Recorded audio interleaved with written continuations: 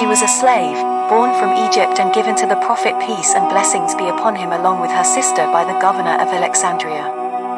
She would later give birth to the Prophet's son who he named Ibrahim. Her name is Mariya the Copt. Join host lailanasheeba on the hit series Heroines of Islam every Monday and Wednesday 9 p.m. Eastern right here on Sunnahfollowers. Alhamdulillah, wa salat, wa salam ala wa rasulullah. Welcome to our series entitled The Heroines of Islam.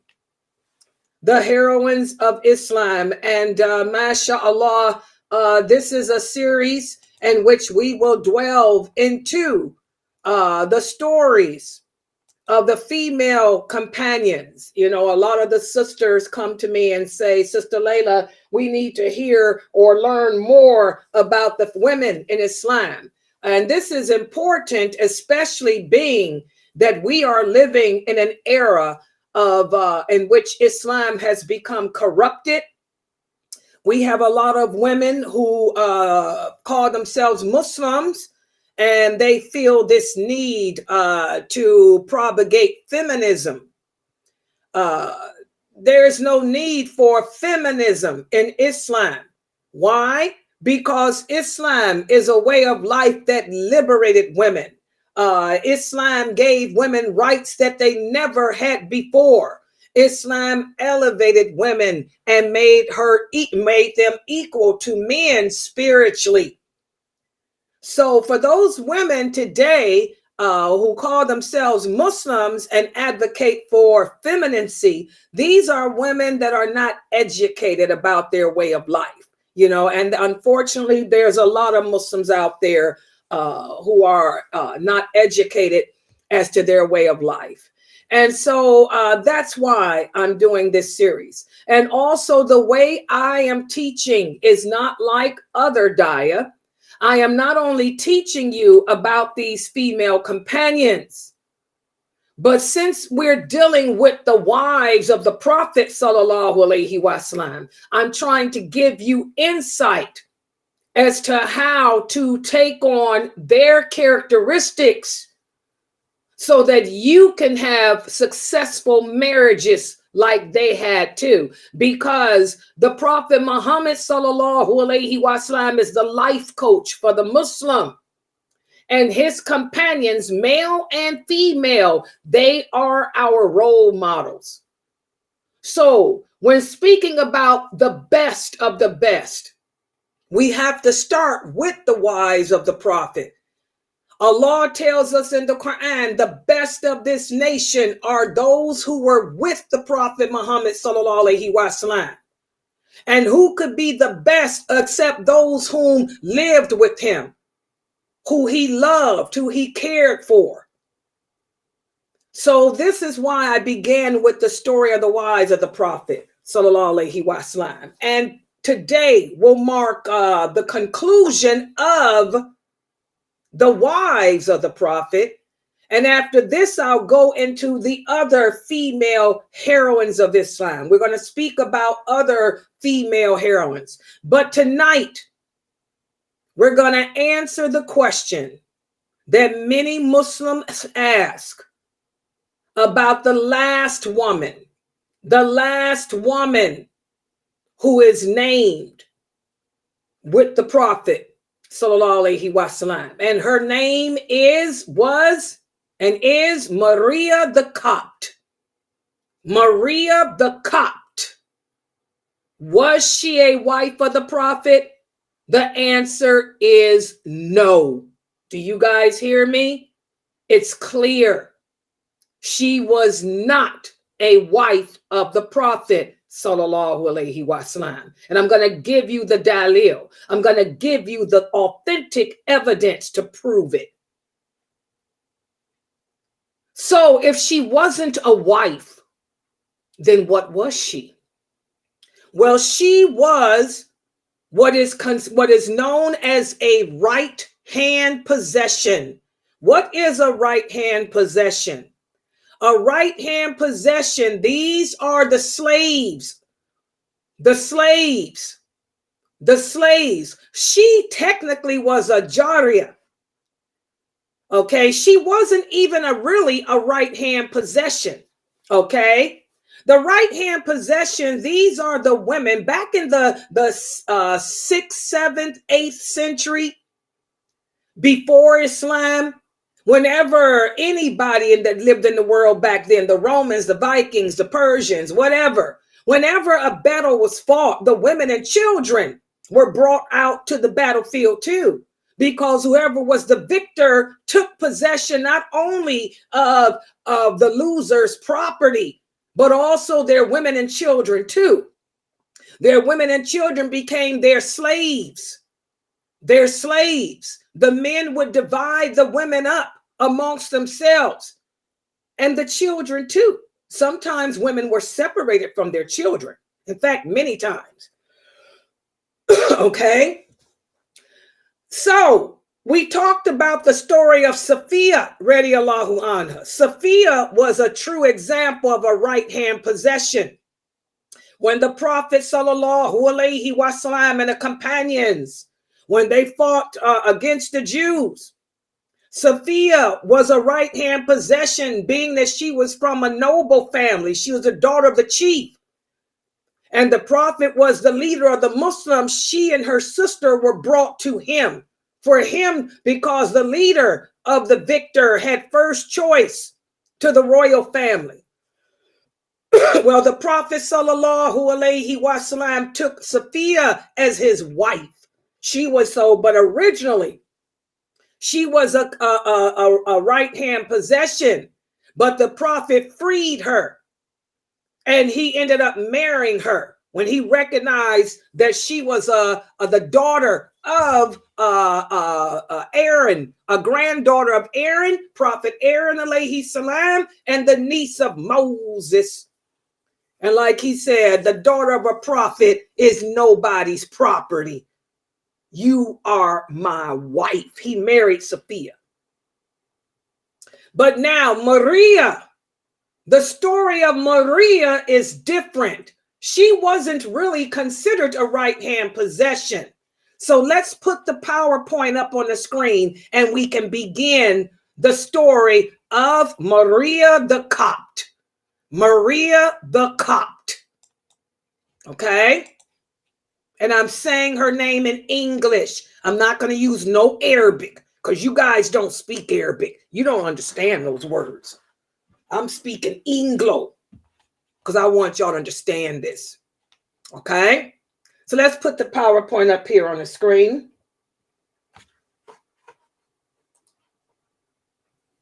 All right.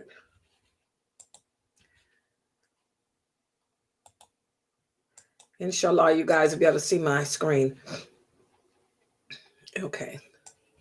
Wait a minute. Oh. Okay, hold on. Wait a minute. Let me fix it up. It's not. By the way, guys, I'm streaming on another platform too.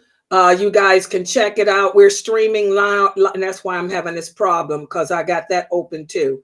We are also streaming simultaneously on the new program Mixcloud, mixcloud.com. So if you guys want to join mixcloud.com, or if you have an account on mixcloud.com, feel free to watch us on that platform too. And so since I'm streaming on it, let me set this up because it's right in my PowerPoint thing. I have to do the PowerPoint a different way. Okay. Hold on. Almost got it. Whenever you add something new to your computer, you have to change everything. And I mean everything here. Yeah, almost done. Hold on. And one of the moderators, if you guys would be nice enough to join mix.com, Mixcloud is mixcloud.com, and let me know if y'all see me streaming on there. You should, but just, to make sure that you guys actually can see me if I got it set up right. Yes, you're streaming on there. Oh, you're on there? Is it clear? Yeah, I can see you. It's clear? Yeah. Okay, good. You like it? Do you like this? It kind of looks like the YouTube as well. It does. But I don't know about the chat. Like, you can't chat on there. I don't know if you're supposed to create an account or something. I might have to. Yeah, you might have. Either I didn't set it up, but it looks like YouTube, doesn't it? That's why I said too. I kind of like it. I got my phone logged in. Okay, let's get started. I think we can start it. Okay. All right. Let's try the PowerPoint again. Okay, can everybody see this? Okay. Take it backwards too. Let me take it backwards. My allergies. Okay, so today we're going to do part 1 of the story of Mariya the Copt. Mariya the Copt. And they refer to her as being a Copt for a reason. There's a reason as to why she's called the Copt. The Copt. And we're going to talk about why she's called the Copt in this session. Okay? Let's talk about how the prophet came upon her. Well, Mariya, radiallahu anha, she was born in Upper Egypt in the village of Hifin on the eastern bank of the Nile River. And this is very important for those of us who are Egyptian. We know what this means. Upper Egypt and Lower Egypt are 2 separate entities. Okay? And if you go to Upper Egypt and you look at the people from Lower Egypt, there's a little difference about them. You will notice a difference about them. The people that are born and raised in Upper Egypt, the looks are kind of different. There's a reason for this. Now, the first part of Mariya's life was spent in the village, her village of Hifin, with her sister Serene. Her father was an Egyptian man, and her mother was an Orthodox Christian. Very important here, this point. Very important here. Let's talk about it. Now I'm going to give you guys some history of the Copts. Why is she called not Mariya the Egyptian? Coptia does not mean Egyptian. Coptia means Copt. What's the difference? Well, any Egyptian will tell you the Copts. Copt has 2 meanings for them. Nowadays, any Egyptian that refers to himself or herself as being a Copt, they're telling you that they're Christian. I tell you guys all the time that not all Arabs are Muslim.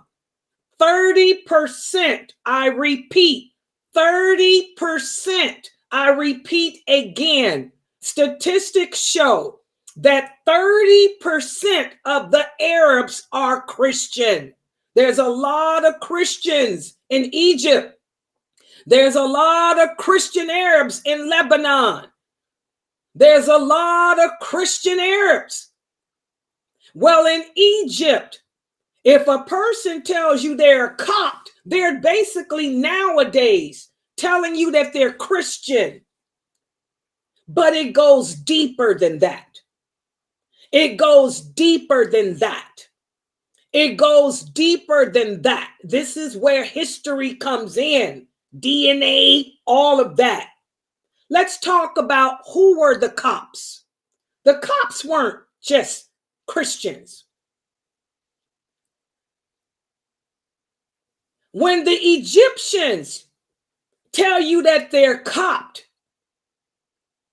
for some, they're saying they're Christian, but there's a lot of Muslim Egyptians who will tell you they're Coptic too. What does that mean? Coptic Egyptians. These are the Egyptians whose DNA go all the way back to the ancient pharaohs. The Copts is not a religion per se. Copts is a race of people. A race of people. Y'all get it? A race of people. The ancient Egyptians were Copts. That's their race. Copts. Pharaoh, may Allah, who Allah has cursed, was a Copt. Those pyramids were built by Copts. It's a race. Do you guys get that? It's a race. Now, we can do a whole class on this. You know, I'm into that stuff. DNA, genealogy, it's an Arabic trait. The Copts, to be honest, the Copts are Arabs. They're from the original Arabs, okay? So this is why Egyptians are still Arabs. They're Arabs. They're original in blood.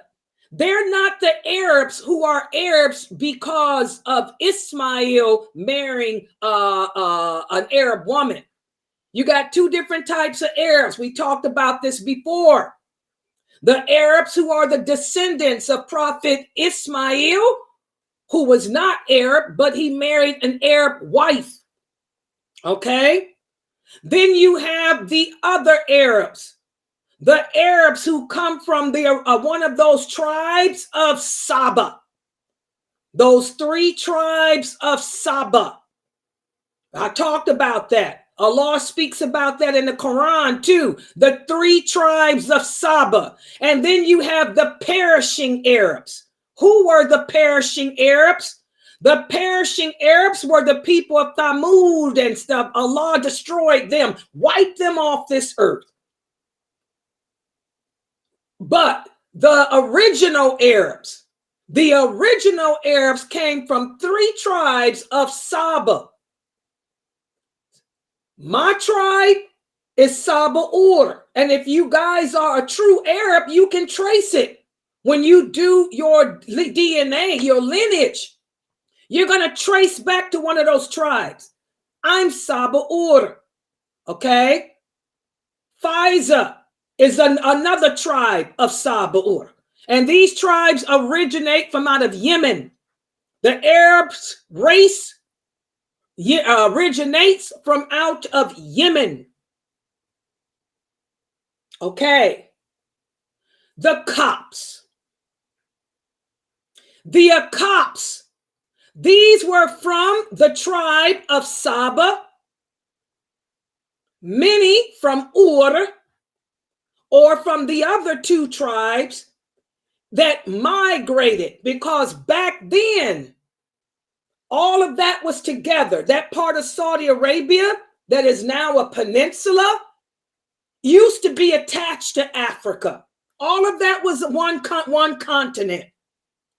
Well, the tribes of Saba, one of the tribes of Saba, Ur, and there were others. They migrated from Yemen to Egypt. Yemen was to Egypt. Those were the original Arabs. They were the Copts. Y'all get it? The Copts. Original Arabs. The Copts. Now, they look a little different from the Arabs from the south, because under the caliphate of Uthman, may Allah be pleased with him, when Uthman radiallahu anhu was the caliphate of the Muslim world, he was the one that took Islam from out of Arabia across the ocean to Egypt, North Africa. Amir ibn al-As was the governor of Egypt. Okay, but before Uthman took Islam there, the northern part of Africa had been conquered by many different people. We all know what happened with Pharaoh and them. Allah wiped them Kafirs out, left their monuments behind. You know, then you had other people take over, the Romans, y'all know about Cleopatra. You know, she was Mesopotamia and she took over Alexandria and all of that crazy stuff. So those people, the Copts were the original Egyptians. They have been conquered by different peoples and they're light in color. How can you tell the difference? If you guys go to Upper Egypt, Alexandria, the Arabs look a little different there. The ones who originate from there. They're lighter in color. They have distinctive eyes. It's something about their eyes. They have thick, dark eyebrows. They have eyes that kind of look Asian. Those are the Copts. Also, their hair is a little different. Their hair is not as kinky as the southern Arabs are. Some of them are, but not that many. Their hair is curly, but it's not the kinky curl. It's that body-like wavy curl. So they look a little bit different if you look closely. Their noses are keener. Their lips, not as profound. So they look a little different because they were the original Copts, the original Egyptians. Plus, look what happened when the Vikings came later too. Vikings, Romans, blah, blah, blah. So they're lighter and they're little, you look closely, you can see the difference. Okay? That's why some Egyptians make a difference. Y'all don't know this. Some Egyptians make a distinction. Are you from Cairo or Alexandria? Are you from Upper Egypt or Lower Egypt? You know, this is a problem that we have, this coloring. You know, there's racism amongst us. Oh, she's light, she's dark. Y'all know that. Well, I'm from Upper Egypt. Hoo-hoo, I'm lighter. Hoo-hoo, you know, different story. So Mariya, radiyallahu anha, she was a Copt. She came from the original Egyptians. She was from Upper Egypt. Her mother was a Catholic. Her mother had taken on the religion of Catholicism, which had been brought over through the Romans and all that conquering. Okay? Also, not only was Mariya a Copt, who else was a Copt? Hajar. Y'all remember the story of Prophet Abraham and the mother of Ismail, Hajar. She's not called Hajar the Egyptian either. She's called a Copt. And they use that term on purpose. Copt signifies from the original ancient Egyptians. Y'all get what I'm saying now? So if you come upon an Egyptian that's Muslim and tells you he or she is Coptic, I'm from the original ones. And you usually can tell by this.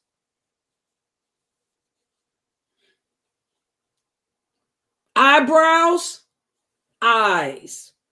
I'm one of those Egyptians that's Coptic too.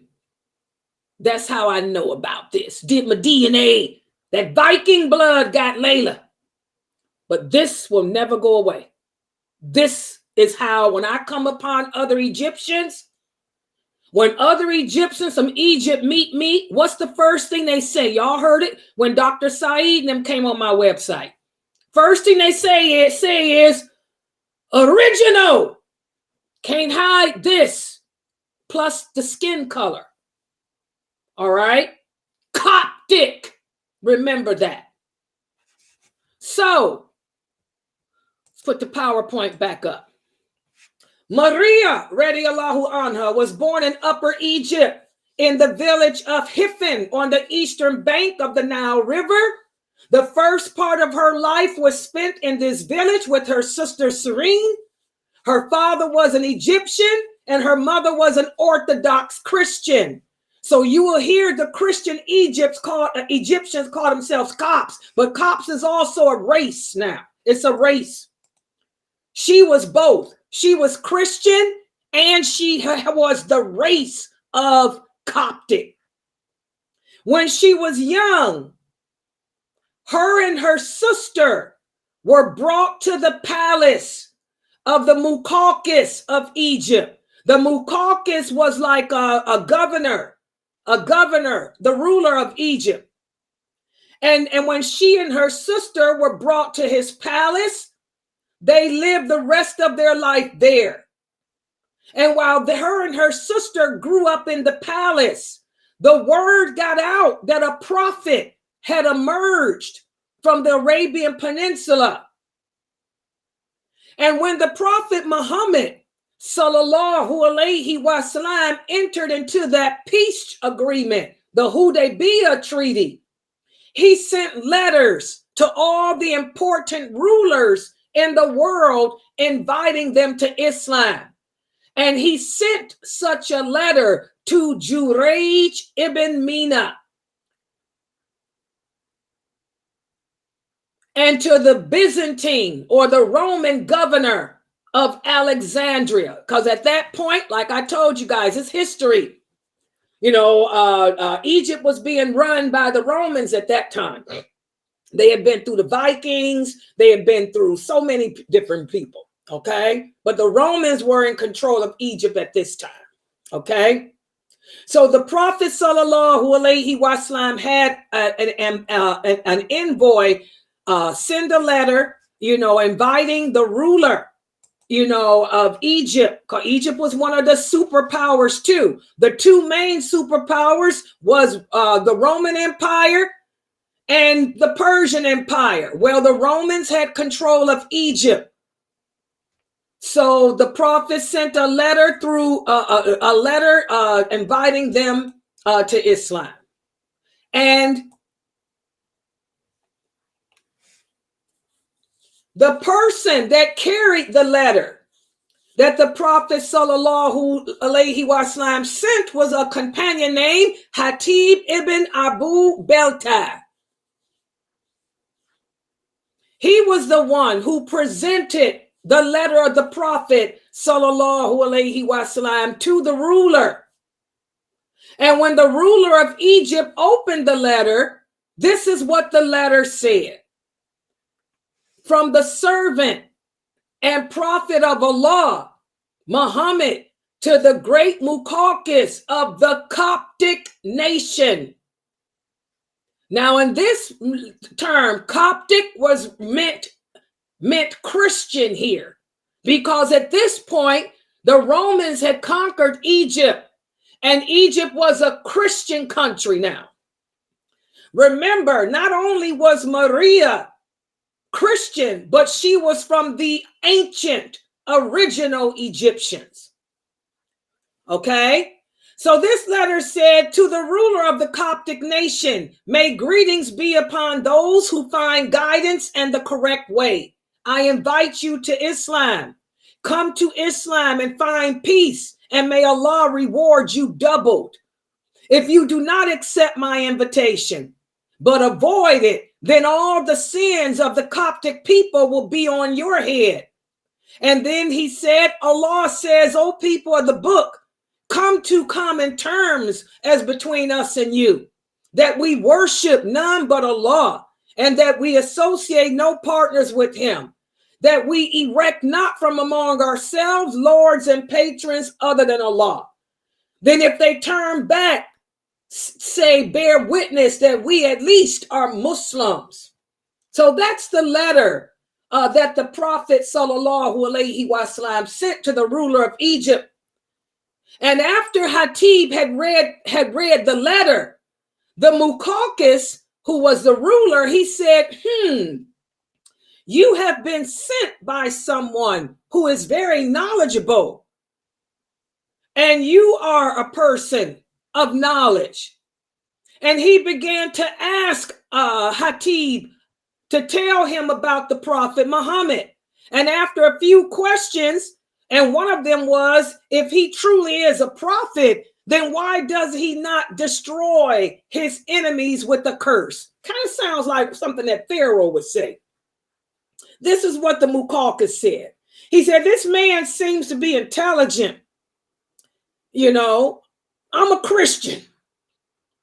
But if this man is really a prophet, why don't he just send a curse upon his enemies? This is how Hatib answered him. He said, wasn't Jesus a prophet?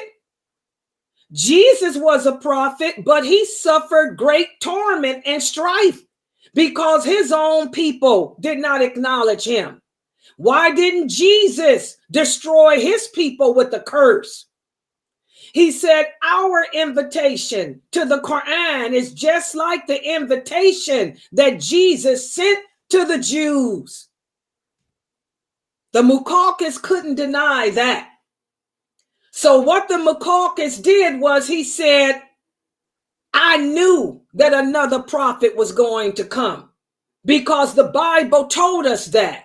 He said, but I thought the new prophet would come from Syria. He said, the Copts, the Christian people, they will not listen to me. They will not listen to me. They will not accept another prophet. And so then what the Mukalkas did was he took the letter that the prophet sent him and put it in a box, and he gave it to a slave woman. And then the Mukalkas treated Hatib and those who came with him with respect. But he told him, I cannot accept Islam, even though I may want to, even though I may agree that he is the prophet of Allah. I can't do it because if I did it, my people will overthrow me because this is a Christian nation. They are not going to leave that belief. So he basically was letting them know, I believe he probably is a prophet, but I care more about my power. And this is what happens to men. And this is why Allah has sent war upon us today as a nation. How many of our scholars, how many of our learned men, how many of our learned women have sold Islam, have sold the Quran, have sold the truth for the miserable price of fame? That's why Allah sent war to us today.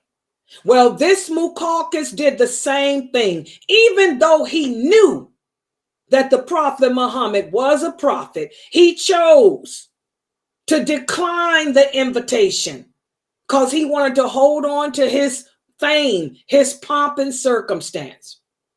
But so as not to end up angering the Prophet Muhammad, he sent his envoy back with gifts. In other words, he played two sides of the fence. He didn't want repercussion from the Muslims. So I'm going to send you back to your prophet with a lot of presents. And amongst the gifts that he sent back were Mariya. And he sent this letter back too. It said, I have read your letter and I understand what you are inviting me to. I knew that another prophet would come, but I thought he would come from Syria. I have honored your envoy, and I send as a present to you 2 slave girls who are highly respected amongst the Egyptian people. Why? Because they were Copts. Why was Mariya and her sister respected? Because they weren't Copts by religion.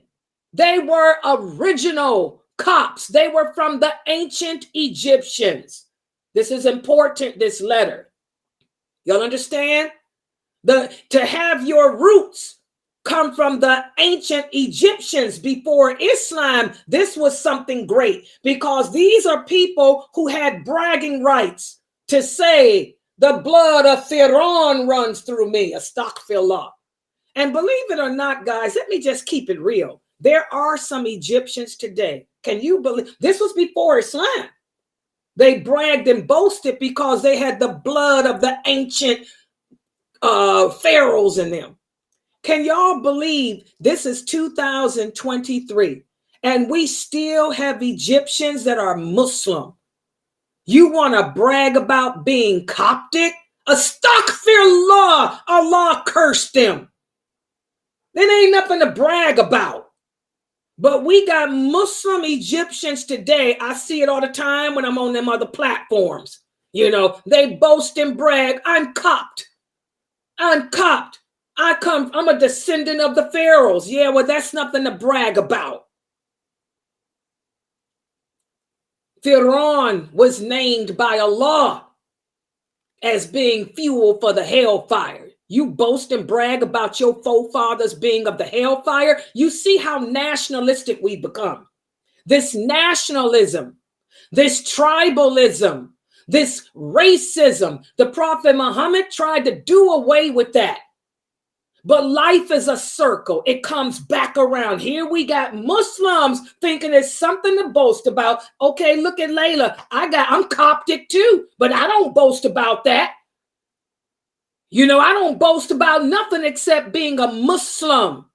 A Muslim. Allah left the pyramids behind as a reminder as to what happens to people of arrogance. If anything, if you got that ancient Egyptian blood in you, it should be a reminder as to what happens when you disobey Allah.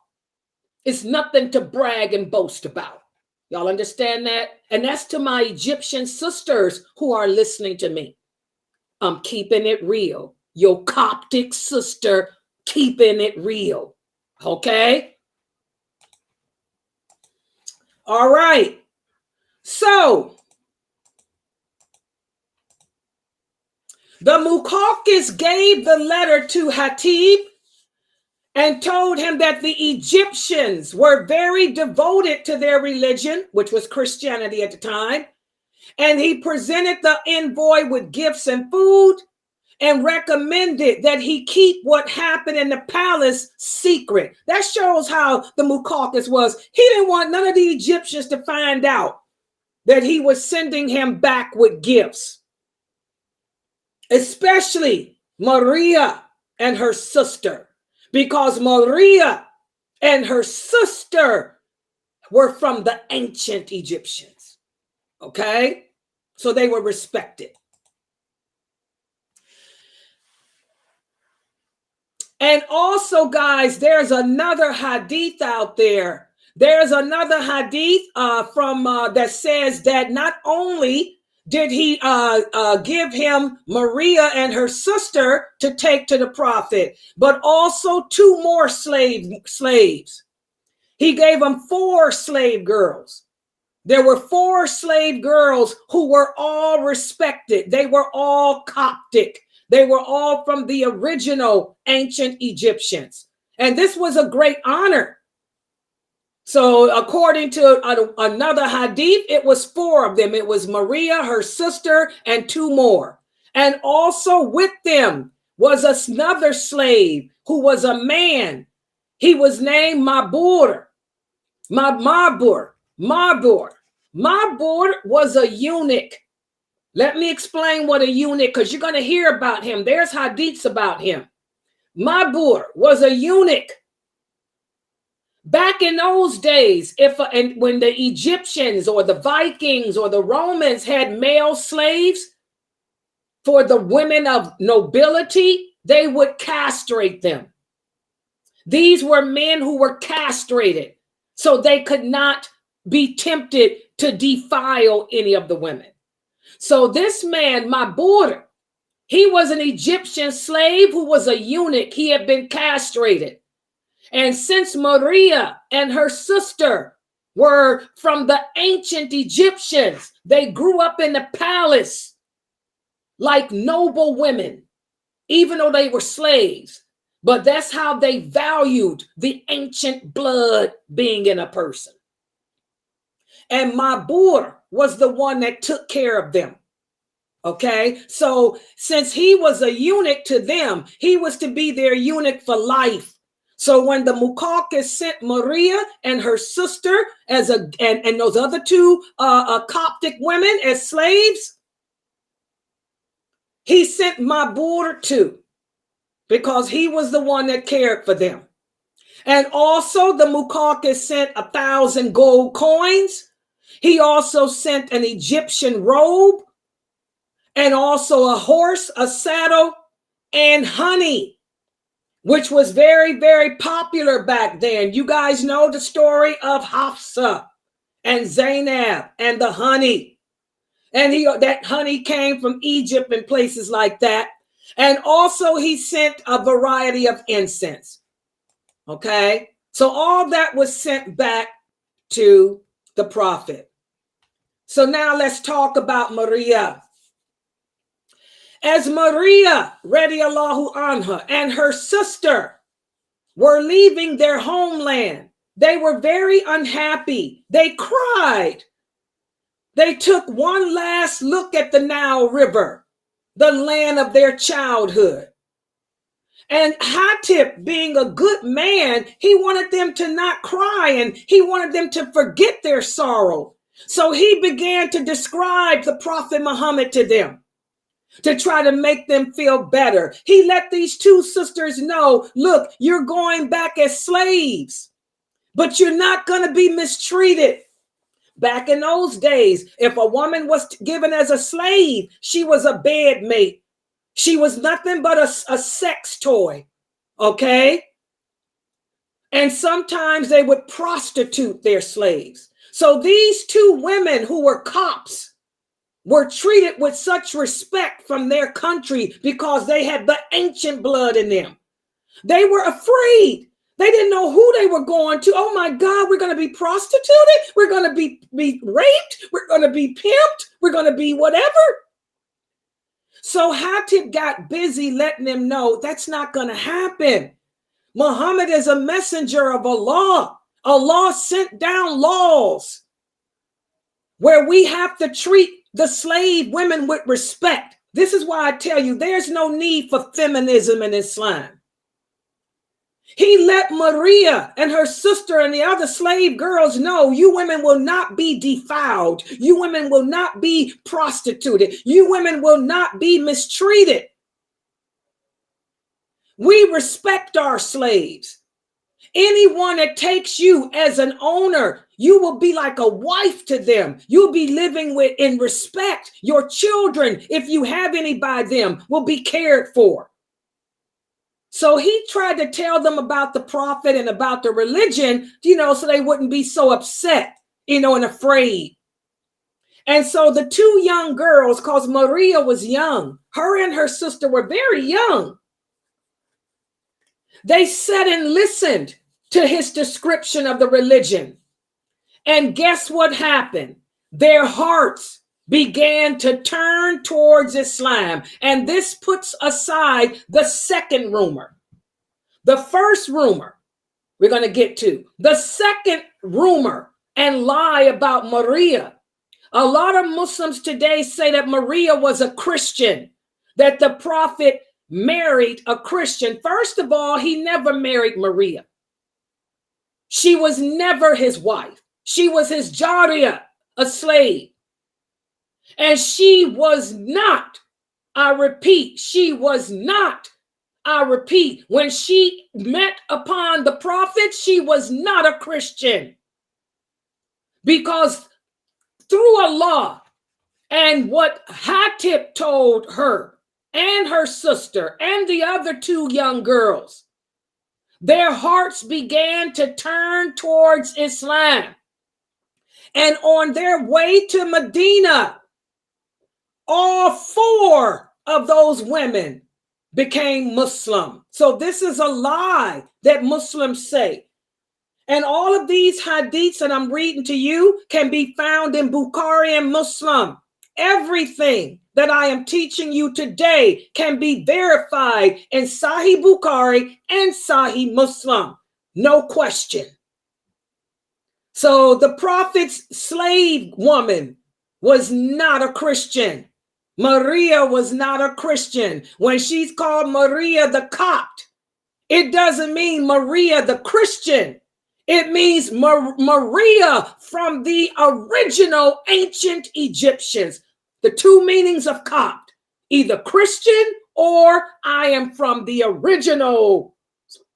I am an original Egyptian. That's why she's called Coptia. Not because she was a Christian. It's because she was from the original Egyptians. Hello. And we're going to get into that a little bit more. Okay. So these women, all four of them, had basically converted to Islam. And that's a long journey. It's a long journey from Egypt to Medina, especially when you didn't have airplanes. But even though these four young women converted to Islam, the eunuch, Mabir, he didn't convert yet. He became Muslim later. He didn't convert to Islam until after he met the Prophet. And there's many hadiths in Bukhari and Muslim that speak about Mabir's conversion. Okay, but before the women even arrived in Medina, all four of the women were Muslim. They all declared La ilaha illallah Muhammadur Rasulullah. So the Prophet did not have a Christian slave woman or Christian wife. All his wives were Muslim. Mariya was never his wife, but she was his Muslim Jariya, slave girl. Okay? Jariya. Okay, after a long journey, the caravan arrived in Medina. And when did Mariya and them arrive? The 7th year after the Hijrah. The Prophet Muhammad sallallahu alaihi wasallam came out to meet them. And he was given the letter and the gifts from the Muqawqis. And when the Prophet Muhammad sallallahu alaihi wasallam saw Mariya, he was happy with her. And so he took her as his slave. And he gave her sister Sirin to Hassan ibn Thabit. And you guys know who he was. He was a famous companion, Hassan ibn Thabit. So Hassan ibn Thabit got her sister. Now let's talk about why the Prophet chose Mariya. A reason for everything he did. When he married Safiya, why did he marry Safiya? Can you guys remember?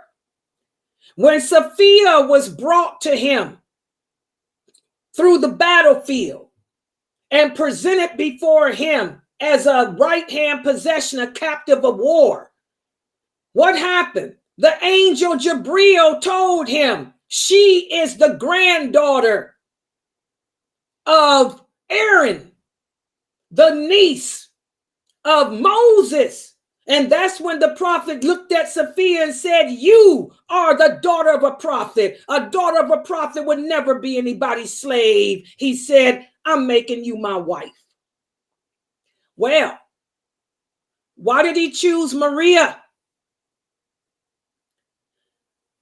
He knew she was from the ancients. She was from the original Egyptians. So her and her sister were from the original Egyptians, as were the other two slave women. So he decided, I'm going to take one of them for me, and I'm going to distribute the other ones to other companions who had did great things, because this is an honor. It's an honor. Just like it was an honor to have the daughter of a prophet as a wife, it was an honor an honor to have one of the ancients as a slave. To show what? Can y'all see what that symbolizes? The victory of Allah. The ancient pharaohs, they thought themselves to be God. My God is not your God, Moses. Y'all see that? Not worthy of a wife. You see the logic, the hikmah of Allah, the hikmah of Allah. If I marry her, maybe the people will think that after all, maybe Pharaoh was a god. Hello, my Egyptian sisters. I want y'all to listen to me, and you all speak good English. You want to brag about the blood of Pharaoh. Why is it that our prophet didn't marry Mariya? To show Allah always prevails. Allah is Akbar. Not those pyramids. Not those pharaohs. Sophia, it's not befitting. It's not befitting, my sisters. It's not befitting for the daughter of a prophet to be a slave. But a descendant of the pharaohs, I'll take you as my Jariya. Does that make sense? Ifti, do you get that? Ifti, do you get it? Yes, yes. Subhanallah. Yeah. Makes sense. Very deep. Yeah, that's deep. All makes sense. Yes. So he didn't marry Mariya. And that's probably why. To show that Allah will always prevail. Okay, she's a descendant of the originals. Okay. So, and he divided the rest of the women up. They were all, and by the way, they all went to good companions. And all the companions treated these women with respect, but they didn't marry them. These women remained their slaves, their Jariya, not their wives. Okay? So the prophet was happy with Mariya. And he took her as his, but he knew he was going to have a problem. Because Mariya was beautiful. The ancients, those eyes, Egyptian eyes, those eyebrows,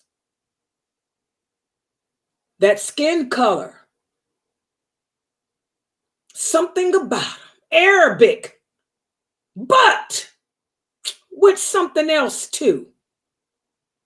Arabic, like Aisha, Arabic, like Hafsa. But look at those eyes. Look at those eyes. Y'all get it? Y'all get it? Also, the color of her skin. The color of her skin. Not so Arabic. For those of you who don't know, Arabs come in colors just like African Americans. Why do y'all think a lot of Arabic men like to come to America and marry African American women? Because they look like they're women. Arabs come in all different colors, from jet black to pale white. Aisha, radiallahu anha, she was very pale. Y'all remember? Aisha was very pale in color. Even our Prophet Muhammad was white in color. Okay, but there were other Arabs who were darker in color. Some black as a boot. They come in different colors. Okay, but something about Mariya. Y'all know that? So the prophet decided to keep her away from his other wives. The Prophet Muhammad sallallahu alaihi wasallam knew his women. A good man knows his women. He knew that if Aisha and Hafsa and all the other wives saw her, they'd have a fit. because they were already tripping over Sophia. Remember, the prophet had just married Sophia, the Jewish woman. They were still tripping over the fact that he married a Jew. And also he married Maymuna. He had just married Maymuna, who was a warrior ninja. Don't mess with her. So he knew if they saw Mariya, so he hit her. Let's talk about that. By the way, this is a picture of a Copt. Y'all see this picture I used? I tried to find a modern day picture of a Coptic Egyptian woman. This woman in this picture here is supposed to be a Copt. She's supposed to be from the original Pharaoh, but her eyebrows are arched. They usually have thick, dark eyebrows. But this woman, you see her hair is curly, wavy. Curly, wavy. This is supposed to be a Coptic woman of Egypt today. All right. Look at her features. Look at those eyes. Look at the eyebrows, the keen nose, the lips. Curly, wavy hair. So after they settled in Medina, the slave Mabur, he would often come in and out of Mariya's house. The prophet had put her in a house away from his other wives. None of his wives had seen her. He didn't want them to see her. So he put her in a house away from them with someone else. And her slave eunuch, Mabur, would go and take care of her. The hypocrites, not understanding that Mabur was a eunuch, they began to gossip. They began to say, oh, the prophet brought a slave girl from Egypt. And this slave girl's having relations with this her slave man. But Allah put those rumors to rest, by letting it be known that the prophet let it be known that Mabur was a eunuch. Okay, but the people got a glimpse of Mariya. With all the rumors, they got to see how she looked. So the news got around that she was young, that she was beautiful, and that she didn't look like the typical Egyptians did. And she was staying in the house of Hatib ibn Numail, which was close to the mosque. What happened? Aisha. Now let's talk about that. Aisha tells us in her own words, you can find these hadiths in Bukhari and Muslim. She said when she got word that the envoy had came back from Egypt with gifts for the prophet, and the prophet had received a slave, she said she didn't care. It didn't bother her because she figured, well, she's from Egypt. She's dark. Nobody for me to worry about. She was thinking that she was a typical Egyptian, dark in color, maybe not pretty in appearance. It didn't bother her. And that's how the prophet wanted her to think. He wanted her to believe that she's just an Egyptian, Cairo kind, dark, nothing good to look at. That's what she was thinking. But when she started hearing rumors that this woman, she wasn't like your typical Egyptian. She was different. She looked different. Aisha tells her that's when her curiosity got the better of us. And this is what she said. She said, when I saw Mariya, I was never more jealous of any other woman. And here's the dalil. She was extremely beautiful. She had white skin. White skin. White skin. And she had long, wavy, curly hair. She says she was extremely beautiful. So there it is. This hadith, Muslim and Bukhari. Okay. So that's when Aisha went berserk. Oh, wait a minute. She got white skin. She's like me, because Aisha was pale. She was white. Oh my God. Look at her hair. Long, wavy, curly. Oh, she's beautiful. That's why the prophet hid Mariya. Because he knew the reaction that Aisha and Hafsa, the two troublemakers, would give him. And that's where the fitna came with Hafsa. That's what caused the prophet to divorce Hafsa. But he took her back. Because when they saw Mariya, they couldn't. She was young too. Young like Aisha. I think she was the same age as Aisha, maybe. She might have been like 15 or something like Aisha. Okay? Young like her and beautiful. Let's continue.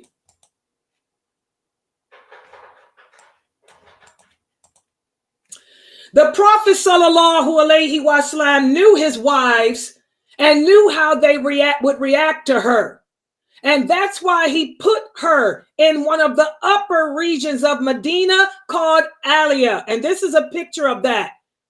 This is Aliyah. These are the ruins of it. This is the ruins of Aliyah, this town in Egypt.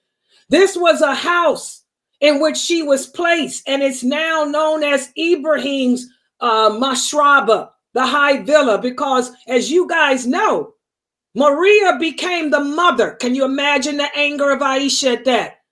She also was the one that got pregnant. She was the mother of the prophet's son, Abraham. But this is where he kept her. He tried to keep her here to hide her away from Aisha. He did not want them to see her because he wanted them to think that she was what they thought she would look like. But here she was beautiful, white in color, long, beautiful, wavy, curly hair, you know, the descendants of the ancient Egyptians, young, petite, beautiful. By the way, this is another picture of a Copt. This is the same woman. This is the same woman. This is a model's picture. Y'all see this lady? She's a Copt. This is another picture of her. Y'all see she put her eyes on with the kohol. The Egyptians were always known for their kohol. See how she looks? White in color, but she's got her eyebrows arched. But this is that same lady. This is a Copt. They look different than those other Egyptians. You see the difference is Ifti? Yes, I do. Yeah, the difference. That's why I had to look for these pictures. Yeah. Yeah. Very beautiful. Yes. Mariya, she was with the Prophet sallallahu alaihi wasallam for a year, and she was very happy with him because he treated her so well. He treated her just like a wife. Now let's talk about that for a minute. Allah allows a man to have 4 wives in Islam, and he can have as many right-hand possession or slaves as he wants. What's the difference between a wife and a slave? The only difference is that the man does not have to spend equal time with his slave girl. Okay? That's the only difference. But he has to provide for her. He has to maintain her. He has to take care of her, just like a wife. So Mariya was happy. You know, the prophet took care of her. It was the total opposite of what she thought. Back in those days, slave women were prostituted. Back in those days, slave women were raped. They were bed wenches. But Islam changed that. Islam gave slave women rights. So she loved the Prophet Muhammad, and he loved her. He actually loved her, not just because she was beautiful, but because she was his Hajar. Mariya the Copt, she was his Hajar the Copt. Everybody knows who was the Prophet Muhammad's favorite relative. Abraham.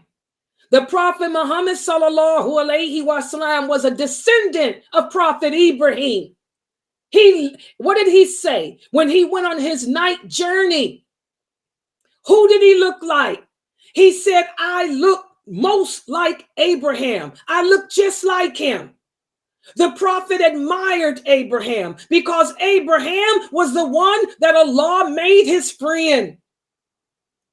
If there was any human being who the Prophet Muhammad wanted to live up to, it was Prophet Ibrahim alayhi salam. So he loved Mariya because he told her, you are my Hajar. You are to me what Hajar was to my father Ibrahim. You're beautiful like Hajar was. You're sweet and kind like Hajar was. He loved his Mariya, and that made Aisha and Hafsa and the other wives too. Even Salama didn't get involved in the drama, but even she raised her eyebrows. She was like, he really likes that slave girl. Salama with her knife. He really likes that slave girl. Maymuna. Yeah. She raised all their eyebrows up, because he loved her. He spent a lot of time with her. All right. So Mariya, they say, was a good woman. She had been trained, but by her being raised as a slave, she knew how to satisfy a man because she grew up in the palace of the Muqawqis. Her and her sister were taught to service a man. So her only desire was to win his love and approval. She carried the enchantment of the Nile and the fragrance with which the Nile was surrounded. And she had the intelligence of her ancestors. Remember, she was from the original Egyptians, the pharaohs, extremely intelligent. Whenever the prophet would come to her, he would talk to her. And he would try to make her feel good because she missed her homeland. Egypt was always a beautiful place, guys. Egypt, the land of the Nile. She was homesick. So he would come to her and try to make her feel welcome. To go from Egypt to a land of sand. There's nothing beautiful about Arabia, guys, compared to Egypt. Egypt, and it's beautiful now, is beautiful. This barren place. So she was homesick. So he would go and visit her, and try to take away that, and she would service him. They fell in love.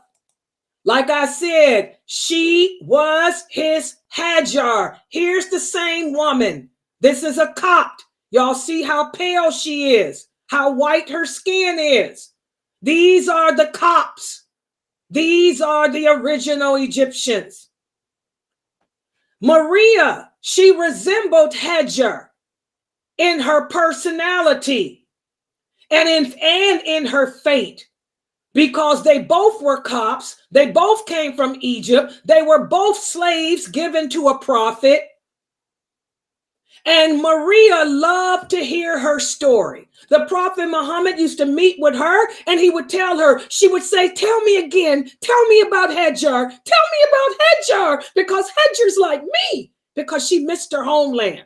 Remember, she was young like Aisha. She was Aisha's age, 16. Tell me about Hajar. So he would always tell her story of Abraham and Ismail and Hajar and Sarah. And she could relate to that because his wives were jealous of her. Just like Sarah was jealous of Hajar. So she could relate to that. She would say, oh, Muhammad, your wives, they hate me. He said, don't worry. Don't worry, you are my Hajar. He used to tell her, you are my Hajar. Okay? And guess what happened, guys? She eventually became his hedger. Because one day, at this time, the prophet was 60 years old. She was around the same age as Aisha, radiallahu anha. One day, after 2 years of them being together, Mariya began to get sick. She didn't know what was wrong with her. So she shared it with her sister. And her sister told her, Mariya, you are pregnant. And that's where I'm going to stop. Remember, her favorite story was the story of Hajar. Her love for the prophet. And he told her, you are my Hajar. Imagine, after being together 2 years, she finds out she's pregnant. I'm going to stop right here for today because it got really stanky after this.